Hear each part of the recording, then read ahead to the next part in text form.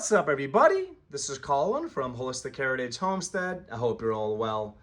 I'm going to give you folks 4 reasons you should be stockpiling pasta in your prepper pantry. 4 excellent reasons, okay? Getting right into it, your time is valuable. I want to educate you folks. Number 1, value. As far as volume, as far as calories, and as far as macronutrient nutrition, pasta is hard to beat, folks. Just like rice. Rice is another great thing to stockpile. Now, if you've seen my previous prepper pantry videos, I'm not about stockpile. I don't encourage people to stockpile a bunch of garbage. I don't encourage people just to get cheap stuff, just to have a lot of stuff. However, balance is key. Whether you're a beginner with just $10 extra a week, or you're an advanced prepper, you've been doing it for years, you have a lot of stuff stockpiled, pasta is great for everybody. It's great for everybody. Think about it. You can get this for a little over $1, maybe $1.50, most likely less than $2, okay? 1 pound of pasta. That's gonna feed 3 to 4 people easily, okay? With some sauce, hopefully an animal-based protein, and some fat, okay? But that's gonna feed you. Now, folks, as far as you're thinking of numbers, if you approach it in a formulaic way and you're thinking about how many calories your family will need and you will need to survive, whether it's just a rough time where you lose income or it's a full-blown SHTF scenario, you need to think about the numbers. And pasta is one of those things that's going to get you there as far as your goals, as far as your caloric intake per day, and just making sure you have enough food for a long period of time, because you want to prep for long periods of time, okay? So value, very, very cheap, and you can get a lot of this, okay? Number 2, the nutritional value. Now, as far as an everyday diet, your how you should be living on a regular basis, pasta's not really healthy for you folks, okay?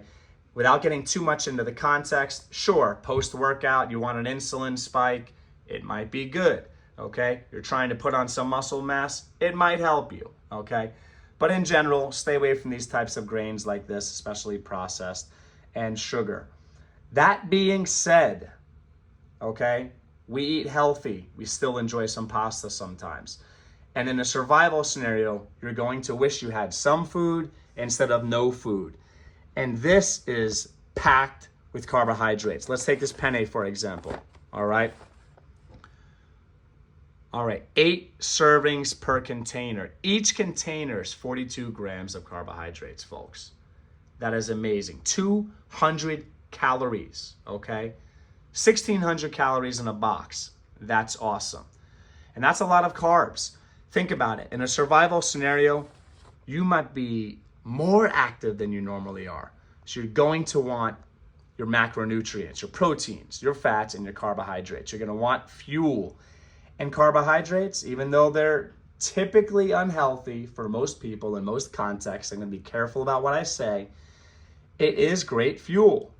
This is survival food. This will get you to live another day, okay? So something to think about. It's not really packed with minerals. It's not packed with a bunch of vitamins, but you're going to get your carbohydrates. And the vitamins that are present are probably synthetic garbage. But you know what? Something's better than nothing, especially in a survival scenario. Another thing to consider, versatility. Pasta is amazing. It's very similar to rice in the sense that you can make so many things with this. You can add it to soups. You can add it to stews. You can make a nice pasta with some sauce and some keystone meat. Okay, some keystone meats rather, beef, okay, the ground beef, whatever. It's all excellent products, by the way. I've posted videos about those amazing products. Please pick up some keystone meats, okay? Versatility and it's simple and it's enjoyable.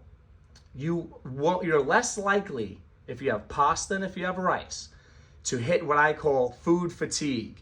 Folks, we prepare for long-term scenarios. okay? It could be horrible to have to survive for 1, 2, 3 days. What about weeks, months, or years?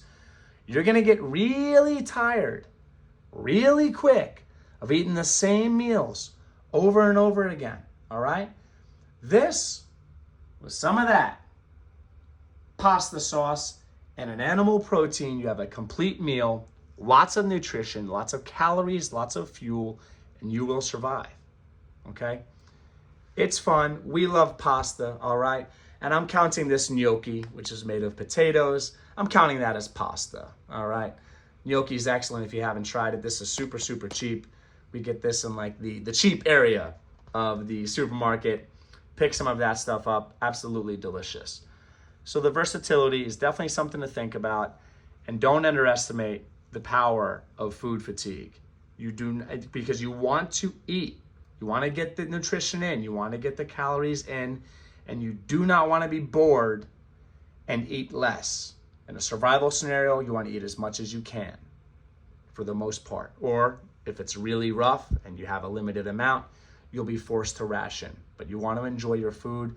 One of the only things you might have that's nice during an SHTF scenario, for example, is nice food to enjoy. It's a morale booster. Do not discount or underestimate how important morale is in a survival scenario.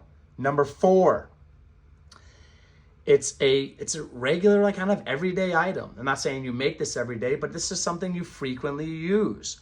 So if you stockpile this, you're less likely to have it go bad, reach expiration, or beyond expiration. Stuff typically lasts longer than it says, okay, as far as expiration date or best by date. But I'm not going to claim that. Just do your own research, okay?